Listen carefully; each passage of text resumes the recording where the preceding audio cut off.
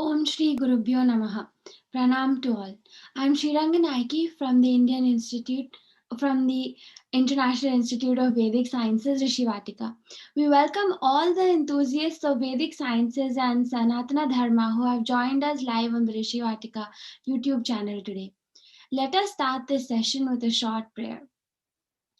वर्णानामर्धसङ्गानां रसानां छन्दसामपि मङ्गलानां च कर्तारौ वन्दे वाणी विनायकम्. The topic for today's talk is the Puranas, and it is a continuation from last week's previous talk with our speaker, Dr. Ramesh. And this is the 75th talk in the Dr. Vedavyas Memorial Online Lecture Series, which is being conducted by the International Institute of Vedic Sciences, Rishivatika. And it is promoted by Vedavyas Bharati Trust, USKFE, and the Yoga Brotherhood of America with the blessings of our Puja Guruji, Dr. Vedavyas.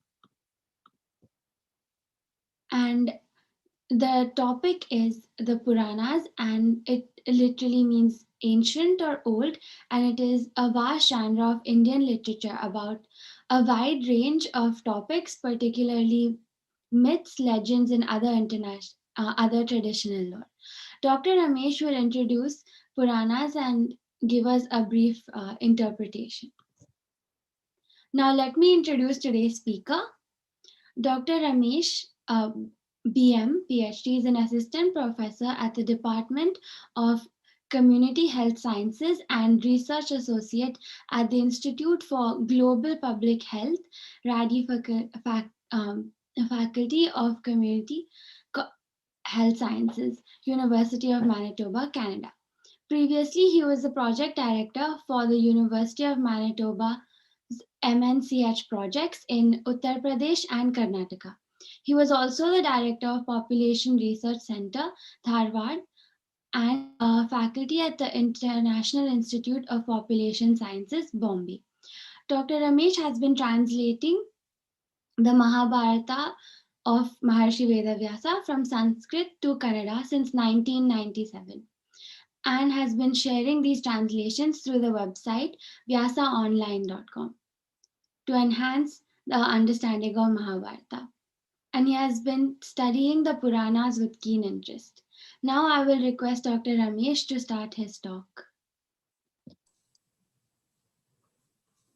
Namaste, good morning and good evening. Let me share my screen.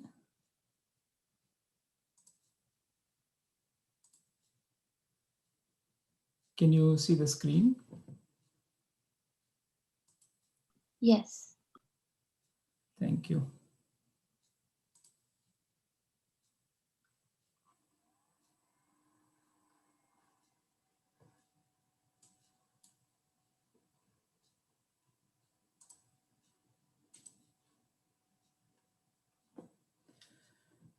Namaste, everybody. Good morning, good evening. I'm speaking from Winnipeg. It's this morning, 8 o'clock and 7 minutes. So in continuation of the previous talk on introduction and interpretation, today I'm going to summarize what we learned in the last talk and continue with the two questions that we had left unanswered.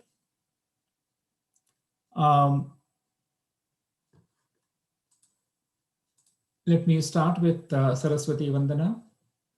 Saraswati Namastubhyam Varade Kamarupini Vidyarambham Karishyami Siddhibhoti Me Sada.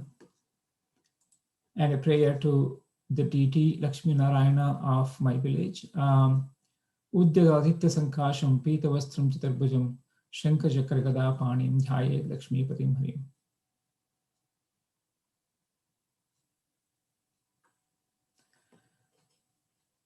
So when we started this, the previous talk, we had 5 questions in front of us with regard to Puranas. what are the Puranas, how old are the Puranas, how many Puranas are there, who created these Puranas, and what do they tell us. We covered the first three questions last week, and I think this week we will cover the last two questions: who created the Puranas, and what do the Puranas contain.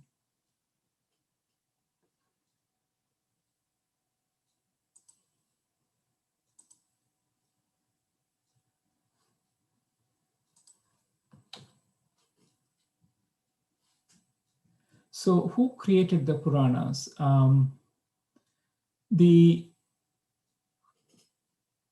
We popularly know Krishna Dvaipayana as the Vyasa, and he's also called Vedavyasa. So, but the Puranas tell us that he is not the only Vyasa. There have been about 28 Vyasas so far in this Manvantara. Vyasa literally means the one who divides. So Vyasa is a title, it's a position, it's an office. And Veda Vyasa is ascribed to the one who divides the Veda. Veda was one in every Krita and Treta Yuga and in Dwapara Yuga, since the ability to comprehend Veda in its entirety among the humans reaches its lowest in Kali Yuga. So in accordance with the laws of Dharma, Vishnu appears in the form of Vyasa in every Dwapara Yuga to divide the Veda. So there is, like what we discussed in the last talk, that there are 4 yugas: Krita, Treta, Dwapara, and Kali. And Dharma is in its on its 4 legs. In Krita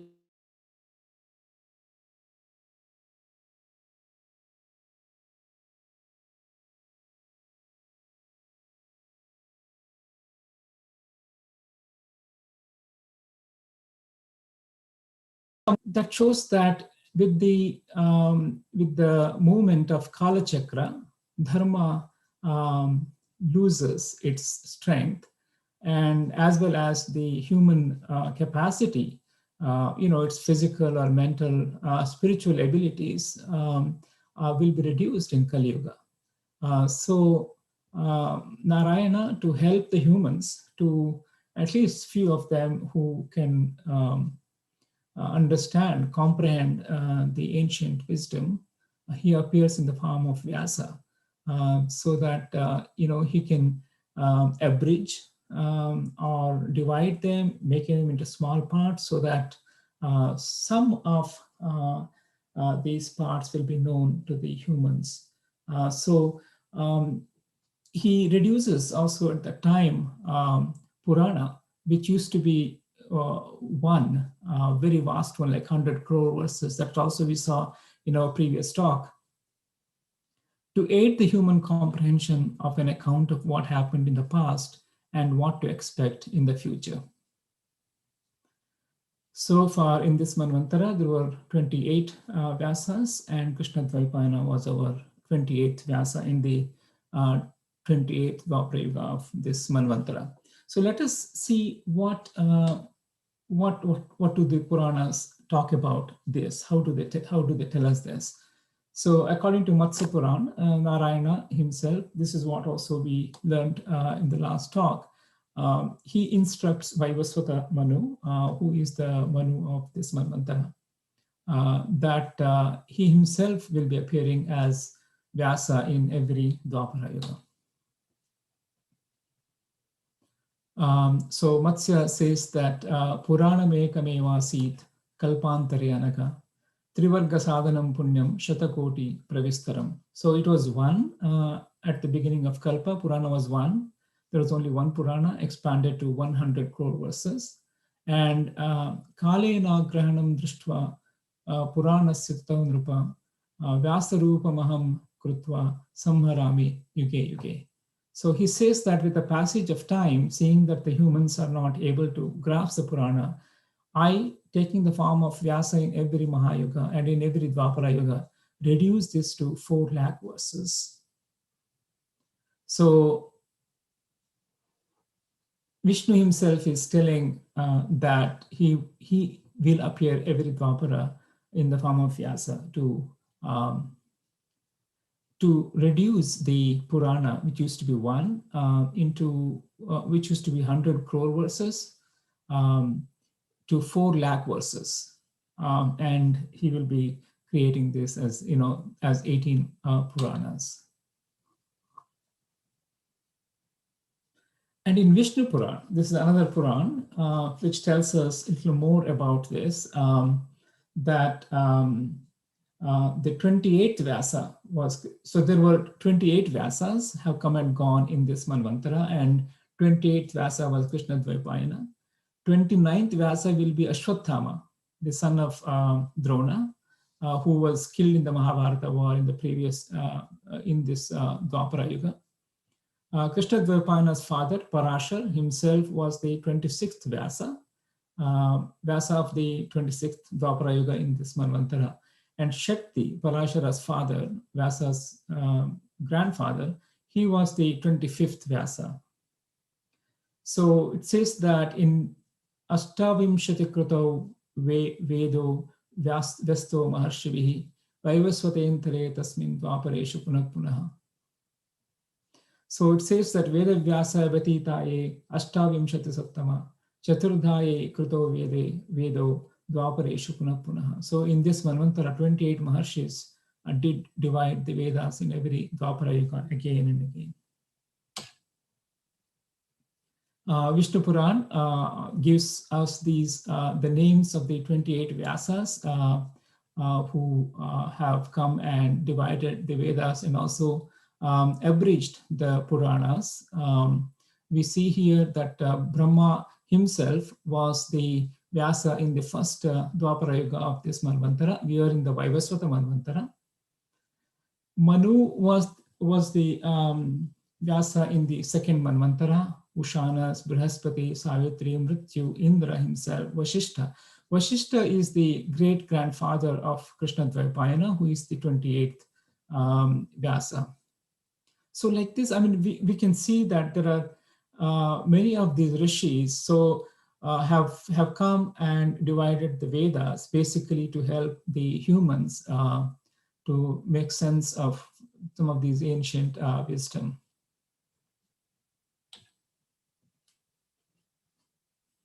Parashara tells about his own son. Krishna Dvaipayanam Vyasam Vidhi Narayanam Prabhum Konyo hi Bhuvi Maitreya Mahabharata Krut Bhaved. Who else on this earth could create Mahabharata? So know that Krishna Dvaipayana Vyasa is Lord Narayana himself.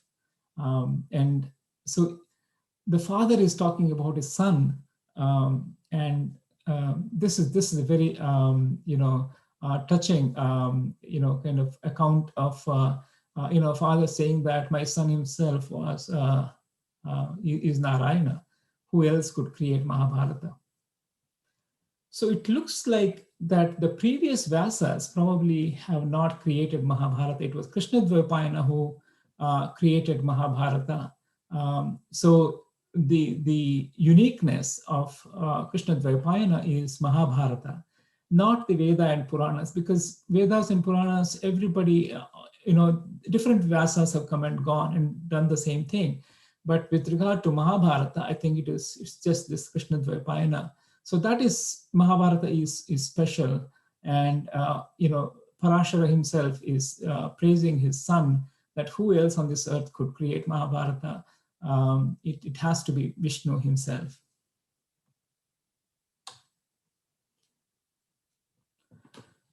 Parashara continues to talk about his son, and he says that at Brahma's behest, Vyasa started dividing the Vedas. Then he recruited 4 who had excelled in Vedas. So we know that traditionally Vyasa had 4 Shishyas, the main disciples, to learn Veda from him.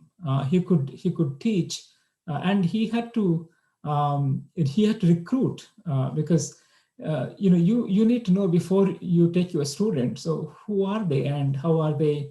What are they already excelled in? So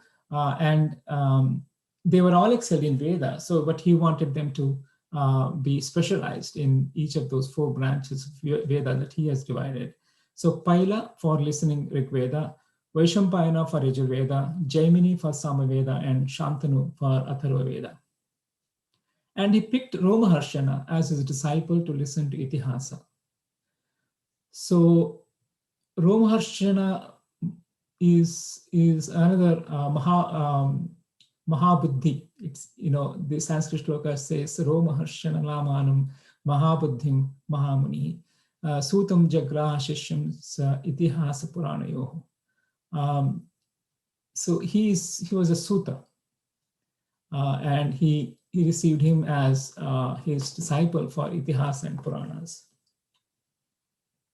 Romaharshana's name comes because whenever he started narrating Itihasas and Puranas, the listeners' hair would raise with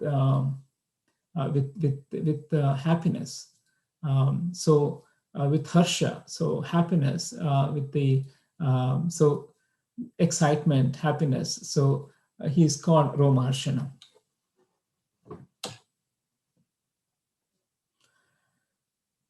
So Krishna Dvaipayana, he taught the meaning of Puranas, and he's supposed to have composed Purana Samhita, including in it all the Akhyanas, Upakhyanas, Gathas, Kalpashuddhis.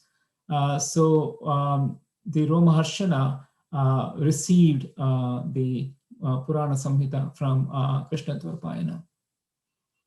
And Romaharshana taught Purana Samhita to his 3 disciples. So he had 3 disciples in turn: Kashyapa, Savarnika, and Shamsapayana. So Shamsapayana was one of the disciples of Romaharshana. Ugrashrava, the narrator of Mahabharata, was the son of Suta Romaharshana.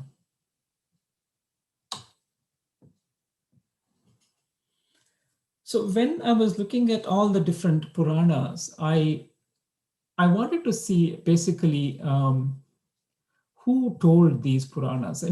Like we want to know, right, is it Vyasa himself, or who actually started the Purana, and what was Vyasa's role in this compilation? So I tried to kind of understand, and I looked at 19 Puranas, and I saw that 12 of them are narrated by Suta Romaharshana, who was the disciple of Vyasa himself, like Agni, Brahma, Brahmanda Purana, Garuda Purana, Kurma. Like that, there are 12 of them. If you look at it, so it seems to be Romaharshana. I mean, they themselves tell us that this is Romaharshana who is giving these Puranas. 2 Puranas, Bhagavata and Brahmavaivarta, is narrated by his son Ugrashrava. And then Markandeya was narrated by Jaimini, who was the disciple of Vyasa. We saw that. Sumantu, who was the disciple of Vyasa for Atharva Veda, he gave us Bhavishya Puran. Lomasha, who was another disciple of Vyasa, he gave us Skanda Puran. Pulastya, who was son of Brahma himself, and he was the father of the Rakshasas, the originator of Rakshasas like Ravana and all of them. So there was Pulastya. He gave us Vamana Purana. Parashara, who is the father of Vyasa, he gave us Vishnu Puran. So if you look at all the 19 Puranas that I studied, so different people have given these Puranas, but Romaharshana has given the maximum number of Puranas himself. Another thing that I noticed when I was looking at all the different Puranas is that each Purana is a conversation. It's between two people. Puranas start with saying that something like, Suta Uvacha, Shaunaka Uvacha, Vishnu Uvacha. So, I mean, Vyasa Uvacha. So like this, there are Uvachas, means there are all conversations within conversations. Many scholars have already recognized this. This is not something which I discovered new, but we know that, people have talked about this. These are all conversations within conversations, and there are certain rules that the Purana follows, and Mahabharata also follows the similar rules in terms of, how do we say it. It also means that they have tried to retain the verbatim of these conversations. So I wanted to understand, where does the conversation begin? I mean, what seems to be, who told this to whom and all of that. So each Purana describes its origins, who said to whom, and sometimes they say where and when, but not always. So we could really, looking at this Uvacha concept, we can, and conversations within conversations, we could probably trace back to, who narrated this Purana to whom in the beginning, who is the originator of this Purana. So when I looked at that, it again tells me that most Puranas can be traced back to Vishnu. You remember we saw that in Matsya Puran it says that Vishnu himself narrated this Purana. He retained the Purana as Hayagriva, and he narrated this Purana in the beginning of this Kalpa as Matsya, in the form of Matsya to Brahma, and Brahma woke up listening to this Puran. So it looks like Vishnu seems to be the origin of all Puranas. I tried to give an example of these Puranas. Let us look at each Purana and see who said to whom.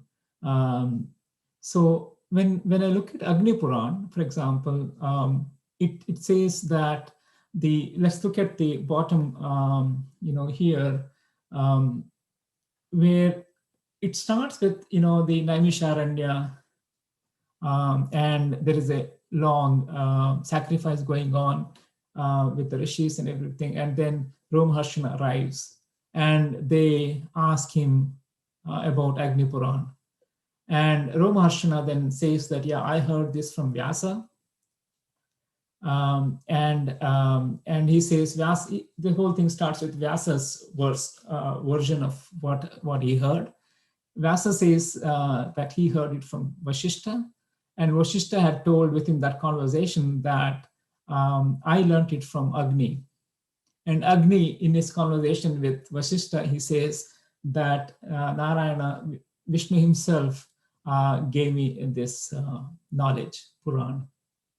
So you can trace back the origin of Agni Puran to Vishnu. And then, so from Vishnu to Agni to Vashishta to Vyasa to Romaharshana. And we can see these conversations intact within those conversations. And there are, of course, questions, and somebody asked this question, what about this? Can you expand this more? So then the narrator, kind of expands this, and he may give another conversation within that conversation. So this is typical of the Puranas and the Mahabharata that we see. And we can see that sometimes, I have noticed that in Mahabharata, that the conversations and the way and the speed with which the narrations occur and the kind of language that they use, they differ in the sense that, for example, in Mahabharata, Brihadashva's Nala Damayanti has a very different character and a very different way of the way Sanskrit is used compared to, for example, Lomasha's narration of or Markandeya's narration of Ramayana, for example. So that means that I feel that the original conversations probably have been retained in most cases as they are like verbatim.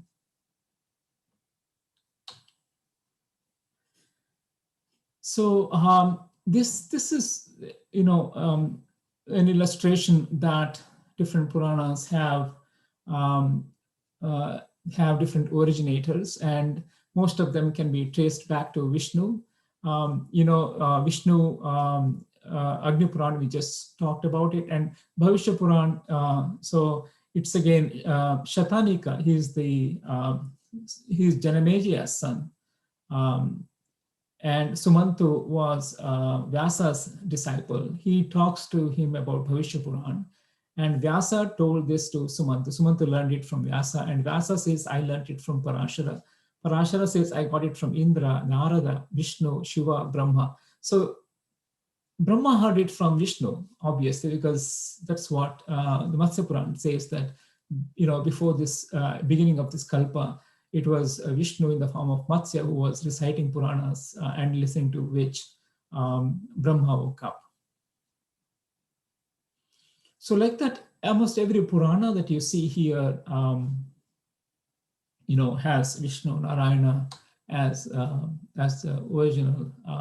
There are a few exceptions, like Markandeya Purana is one where Jaimini, he's again the disciple of Vyasa. He's asking, the birds narrate to him, so to answer some of his questions which he had about Mahabharata.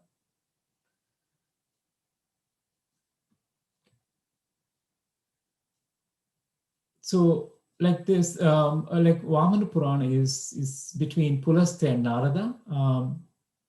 That's what we understand. And Skanda Purana is between Lomasha and Rishis at the Naimisharanya forest. So probably when we discuss the specific Puranas later, we will probably have a better idea about this. I stop here, and Srirangana, keep there are any questions, that will be, it will be a good time to take some questions. We don't have any questions at the moment. Okay, shall I continue? Yes, please. Thank you. So the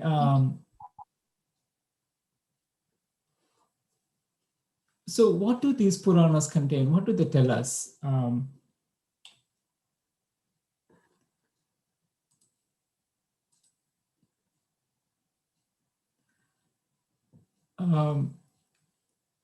Puranas are described traditionally, and many scholars have also talked about this, that they talk in terms of Panchalakshana, the 5 main topics that are covered by Purana. And how do we know Purana? Purana is defined, like Amarkosha says, that Sargascha, Pratisargascha, Vamsho, Madvantaranicha, Vamshanucharitam Chaiva, Puranam, Panchalakshanam. So Puranas cover 5 major topics. One is about creation, Sarga. So how is this universe created? Typically, it starts with the conversation, asking how did this all come about? How, who created this, how this came. So the whole idea is, again, this creation. Whenever I kind of studied this also comes very often in Mahabharata in the translations. They seem to have, creation is not considered to be one-time thing. So it's a one thing that I understood is that creation has many stages of creation, and so and the first stage of the Paramatma, the Advaita, the thing which was one, it became 2, for example. So it's kind of a and that creation, the subtle creation, and then the creation of Brahma, and Brahma himself creates certain things. So that's interesting. I thought that they were very the Puranas, the Rishis, they were very, or whoever told this, I mean, of course it came from Vishnu himself or Brahma, and what they talk about creation. I mean, that's very interesting. The modern concept of creation was that, oh, this was created by somebody or something happened, and then it all goes, you know, somebody has created this and from nothing. That is not the issue. I mean, that's not probably what the Puranas tell us. The second thing that the Puranas talk about is pratisarga. So it's not again one creation. Pratisarga means that with the passage of time, as we saw in the previous talk, there will be layas, pralayas, and then mahapralayas. So there is a renewal and recreation after dissolution of the world. And again, with the passage of time, not everything goes away at one go. It's that certain portions of the universe, they get destroyed and then they get recreated at different lengths of time. So for example, as we saw previously, that when yugas turn, like from Krita to Treta to Dwapara to Kali Yuga, probably, you know, certain portions of the earth get destroyed. It's a destruction thing. It's not a laya.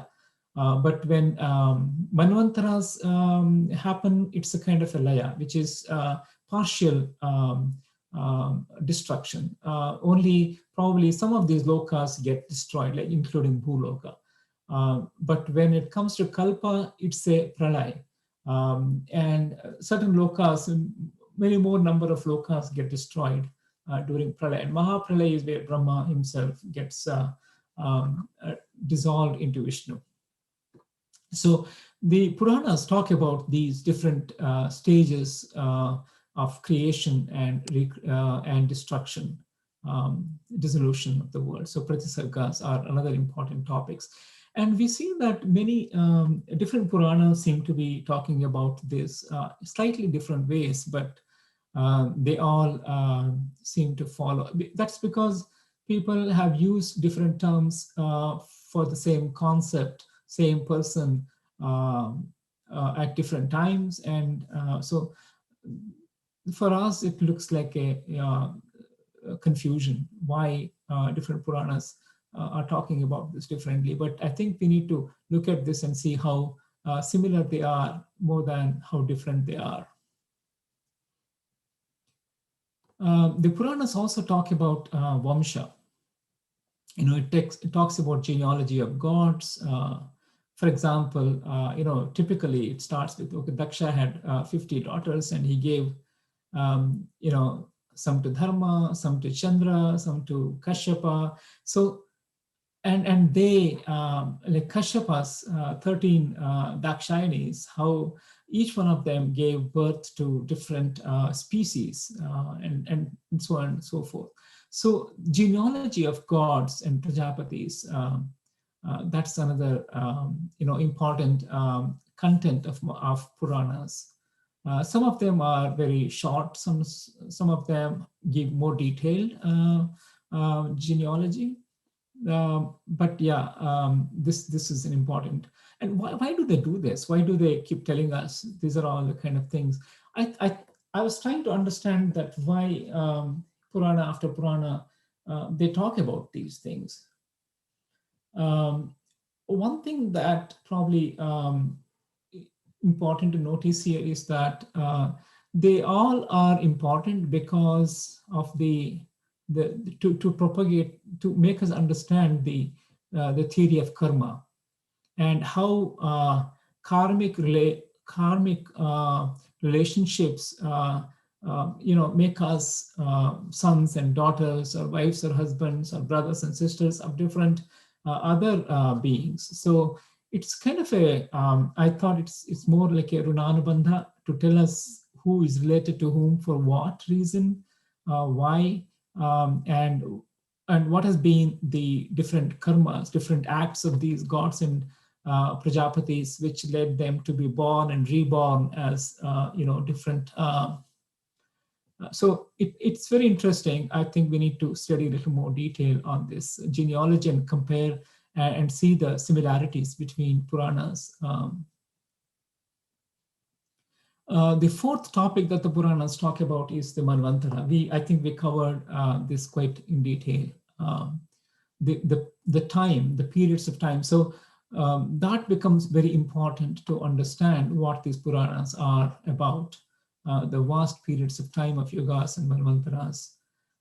And the fifth one is about Vamshanucharita. So deeds and history of the descendants of the solar, lunar, and other dynasties.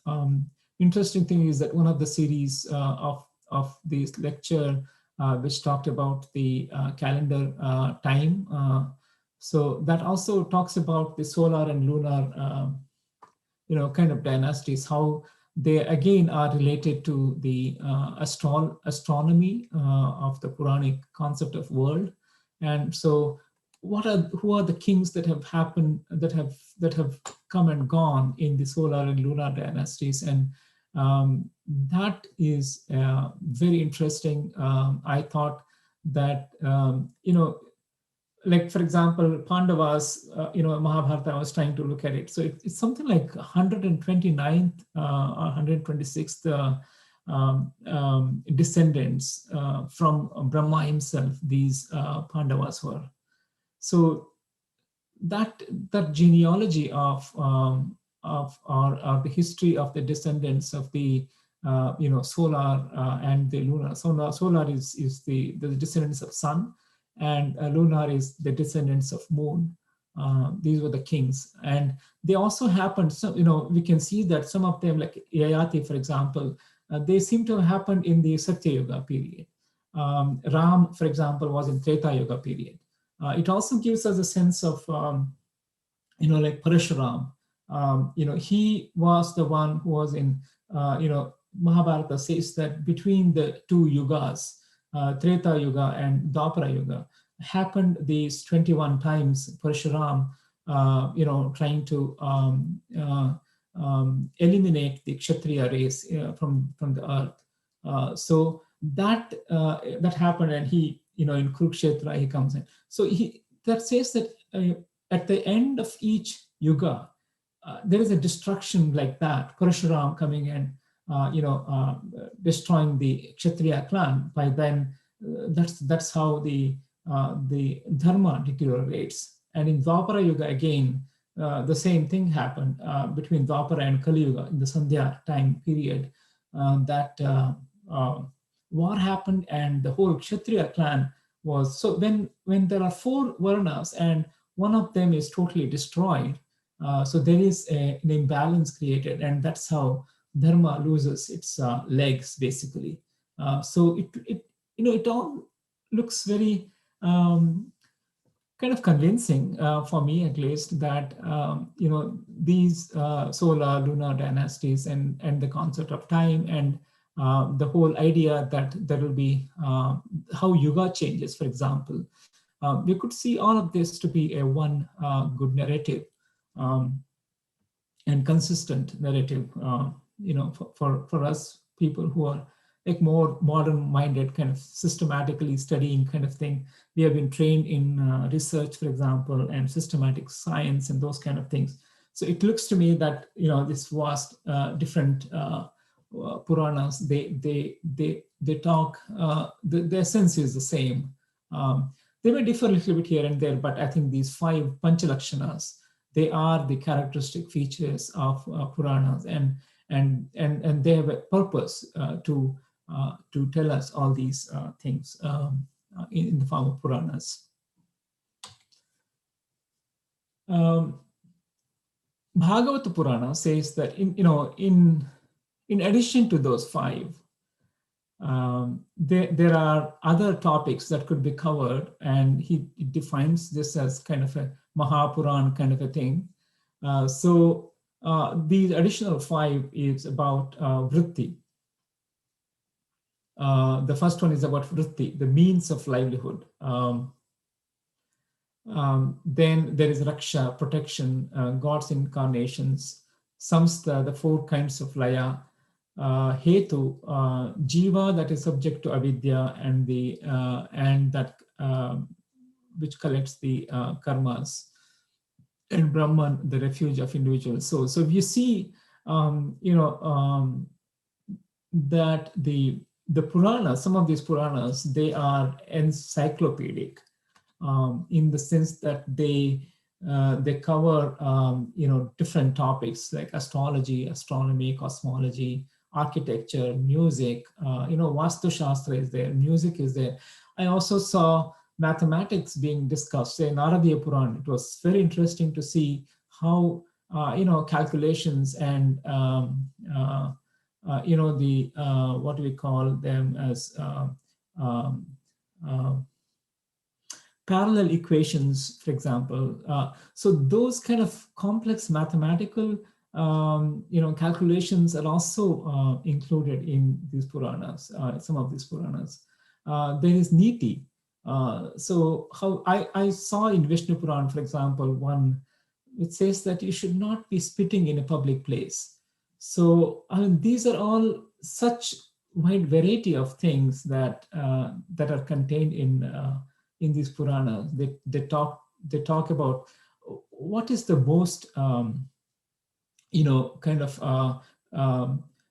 dharma which is common to everybody. What's the most to be human, for example. So all these kind of concepts are covered in Purana. So it's amazing to see that it's kind of, some of them are encyclopedic in a true sense.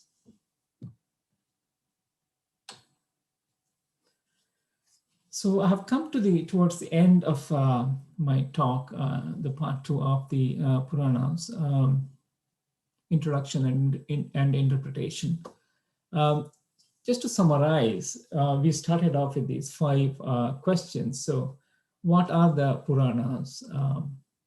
So what we saw is that Purana is basically an abridged record of the universe for the humans.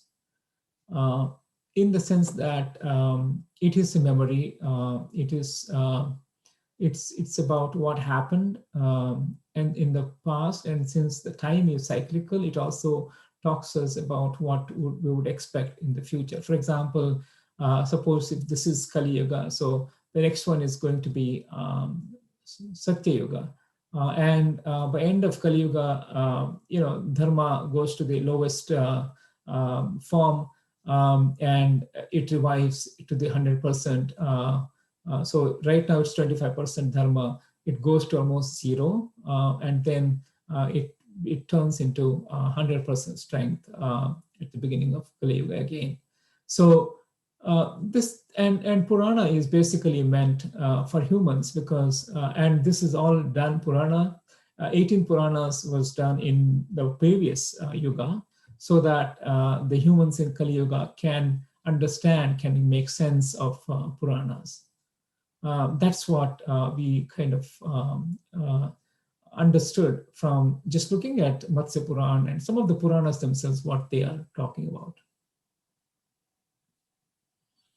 The second question we had was how old are these Puranas? So, this was a difficult question because none of these Puranas tell us basically which kalpa, which yuga, which manvantara this Puranas was done, except in Matsya Puran, which tells that, okay, this Purana is, for example, Agni Purana is about Ishan Kalpa. So Padma Purana is about this Kalpa. So apart from that, none of these Puranas themselves say that, okay, this was like as we do now, this was published, from so and so on this date, and this is the. So we don't have that kind of declarations in these Puranas. So we don't know. But what we could deduct from these Puranas themselves was that it looks like Puranas are as old as the universe. And they get repeated. So it's not like what we see, 18 Puranas as summarized by Vyasa into 400,000 verses. They were not like this. They were much vast. They were one, first of all, in Krita and Treta Yuga, and they had 100 crore verses, not 4 lakh verses. So, and different Vyasas have come and gone, and so how old are the Puranas? To which they are as old as universe, and and that's an abridged record that we have now for us humans.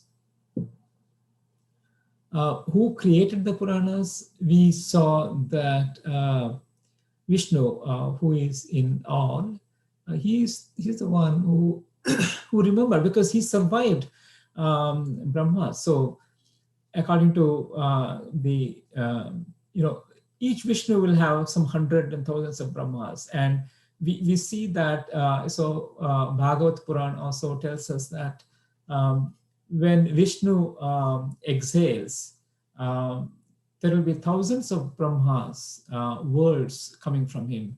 And when he inhales, all of them, they get sucked into him. They all get into him. So, which means that Vishnu, who is in all and everything is in him. So he is the one who created the Puranas. So that makes sense, because it's as old as the universe. Puranas are. And how many Puranas are there? Yeah, we saw that there are 18 now, but it used to be one in the beginning. And what do the Puranas contain? I'm sure the one Purana which was there with 100 crore shlokas, that had a lot more to describe, probably in more details. But what we have now is an abridged version of what was and what will be, in the universe. So thank you, and I thank the International Institute for Vedic Studies, Rishivatika, for giving me this opportunity to share my humble, it's a very little understanding. There are many scholars, there are many people, rishis, who have studied these Puranas. I'm just a very small, probably a beginner in this process. But I think whatever little understanding I had from my studies, I try to share that. And thank you so much for giving me this opportunity. Any questions, any comments would be useful for me. I can talk to that. Thank you very much. Namaskar. Thank you very much for the talk. We have a couple of questions from the audience. And the first question is from Mr. Venkatesh Kola. He's asking, who is the ultimate god? Few Puranas say different gods are ultimate, like Shivas or Vaishnavites. Very, I would say very important question. Really, this is so confusing, right? So if you have so many gods and different Puranas say different things. But one thing, again, if you study these Puranas, they also tell us that there is no, most of the Puranas, they talk about, okay, Vishnu is one god, or Shiva is the main deity. And most Puranas and Mahabharata, they also tell us that there is no difference between Shiva and Vishnu. And in one of the Puranas, what I was referring to for lokas, for example, it says that there is a Brahmalok, and beyond Brahma is Vishnu, and beyond Vishnu is Shiva. Shiva is the ultimate in the realm of lokas that we look at, because but then with Shiva it doesn't stop there.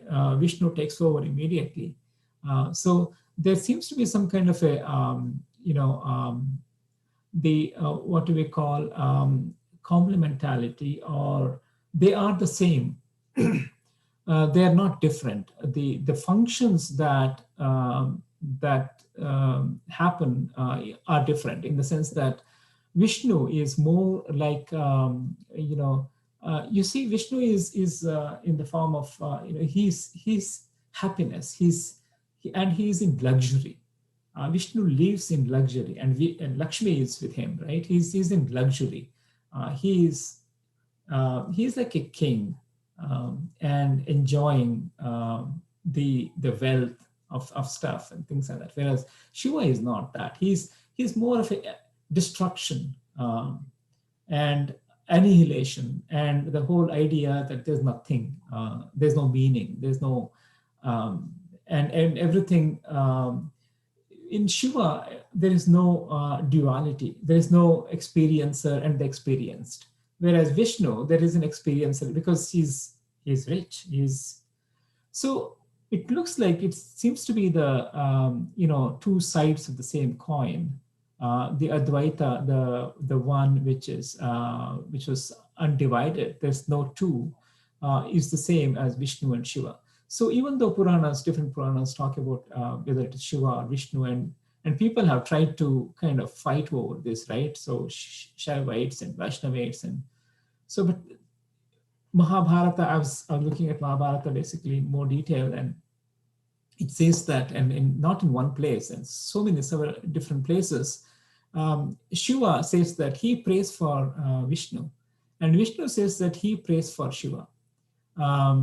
And in Mahabharata, Krishna goes to Shiva and he does tapas. The 1,000 names of Shiva was recited to him basically when he went to do a tapas for Shiva. Krishna goes and prays to Shiva, and Shiva gives him grants him his son, Samba. So it's again, Parvati, for example, asked Shiva in Mahabharata itself, who are you, kind of meditating on? And Shiva says, I'm meditating on Vishnu. So I'm kind of, I tend to believe that all these Puranas, my interpretation is that they are one and the same.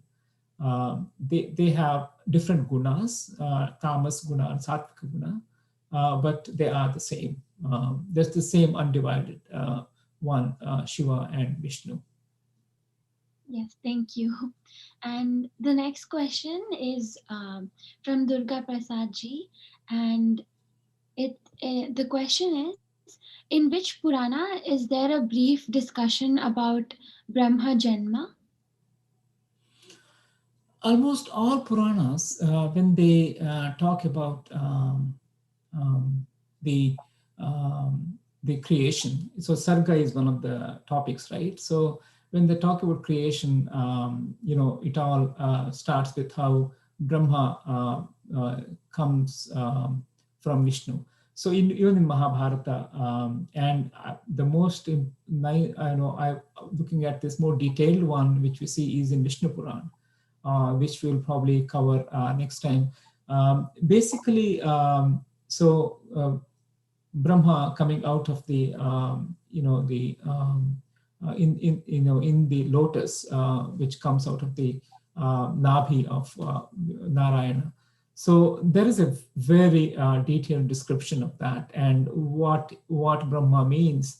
And Brahma is also, is the kind of guna, one of the gunas, rajasic guna. So when we talk about creation, as I was talking, telling earlier, that there are many stages of creation, and the subtle creation, which talks about Purusha, Prakriti, Gunas, Panchabhutas, then Manas, Buddhi, these Sankhyas, right? There are 24 Gunas. So they all, so that's one level of symbolic level of creation. The other one is about Brahma being created out of Vishnu, coming out of Vishnu. So there are detailed discussions, descriptions of Brahma in almost every Purana, how he came about. Sorry, I think I misread the question. They were asking about Brahma Jnanam actually. Yeah, Brahma Jnana is, in a lot of Puranas, they talk about the Adhyatma, right? So Brahma Jnana means understanding the universe, which includes yourself. That understanding what to do, how to go about it. So they're all kind of, that's the subject of discussions in Purana. If you see the, I was thinking of this, for example, Apashraya is the one which is one of the contents of Purana. hetu, jiva and avidya, and how we collect karma. All these are explained in the Puranas. So so if you look at, for example, Vishnu Puran, Bhagavata Puran is very important in terms of bhakti, and how Brahmagnan can be obtained from the yoga, for example. So Brahmagnan is the center, because when we say Purana is about universe, and how it was created, and what is the account of the universe, it includes the understanding of the Brahma, the understanding of the universe, including oneself, so which is the Brahmagnan. Thank you. And our next question is also from Durga Prasadji. He's asking, the Brahma Narada Samvadam reveals what subject? Is it related to the Almighty? Please brief us.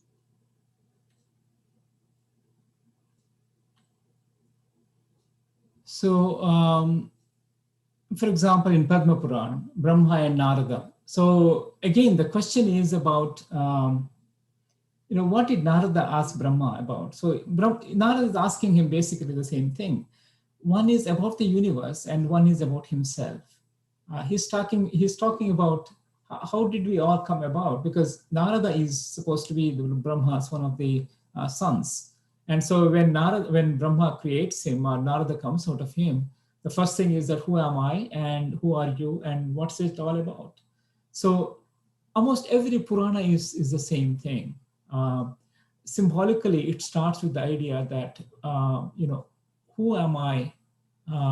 What is this? Who are you? And what is this all about? I mean, what is the universe? So every samvada in Purana, it starts with that. If you look at the origins of Purana, they all talk about how did this all come about? How was this created? And what happens, and who takes care of this? So these are all the questions that as humans we would ask. I mean, these questions were asked. So the conversation between Brahma and Narada was the same as probably the conversation between Narada and Sanakas, right? In Naradiya Purana, it's the same thing. They all talk about the same thing. What happened? Who am I? And what is this universe? And how long it's going to be there, for example, and what happens in the layas and destructions, and then how do we live in this world? I mean, it's the same thing. The questions are almost the same. That's why the contents are also almost the same. Okay. I hope I kind of answered that question. Yes, thank you. And Devi Prasadji is asking, we understand that there is deep meaning in each Purana, behind each story and episode, but how do we understand deeper meanings for a person who wants to dig deep for knowledge? I think it is something to do with samskar, I guess. It's a kind of self-study. We all have to do this. We have to study this seriously and link it up with other things that we know. And if we don't interpret these Sanskrit shlokas in the context of our own life, it becomes difficult to kind of comprehend. So for me, I mean, I'm just talking about myself, and I don't know whether it will apply to everybody else, is that all of this, what we read in Puranas, if they are not understood in the context of what happens in one's own life, for example, the destiny, the whole idea of karma, the whole idea of there's a God, and bhakti, for example, all of this, what we see in Purana, we can see that in our lives, right? So that is how you can probably make meanings, understanding. I mean, our lives are not like the lives of the rishis, definitely not. So we may not be able to understand exactly what the rishis have understood, but as humans, in our own capacity, if I'm a professor, I'm busy doing this. Probably some people are businessmen who are doing their stuff, very busy life and in life. But then, we can make some time to study. You don't have to study all Purana. That's what I wanted to say. You don't have to study the whole Mahabharata, for example. Um, any one of the Puranas would be sufficient for us if you study them deeply. Let's take even the shortest Purana. If I need to study that. I don't want to study only extractions. I want to study this in this original form, in Sanskrit. If I can do that in my lifetime, I think that should be enough to understand all the 18 Puranas. Even Mahabharata can be understood. Even Ramayana can be understood. So, and even Bhagavad Gita, whatever we learn as spiritual script. So for me, I think it's just that let's understand them with the, it's like reading Einstein, for example. If I read Einstein original work, if I can understand that, I don't need to do any other things, right? So the same thing is in here, that if I understand one Purana, if I and seriously study this, like I would study in my, say, graduation or undergraduation, ask all questions that you want to ask, read all of the references that we have, read all of the commentaries people have made, and study that one Purana. And that should be enough, I guess, to get the essence of these Puranas. That's my understanding. Of course, limited understanding. I don't know. It may be different for different people, I guess. Yes, once again, we thank you very much for the talk. And we will be closing today's session with a small announcement with the upcoming talk, which is tomorrow on January 10th. We have a talk on the research tool of Vedic Rishis by Dr. S. Ramakrishna Sharma. Do join us for all the exciting talks. And we would also like to thank everyone in the audience for joining us and having wonderful questions on the Rishi Vatika YouTube channel. And we request everyone to please subscribe to the channel for the latest updates and for all the future talks as a part of the Dr. Vedavyas Memorial online lecture series. Now I take your leave. Namaste. Namaste. Thank you.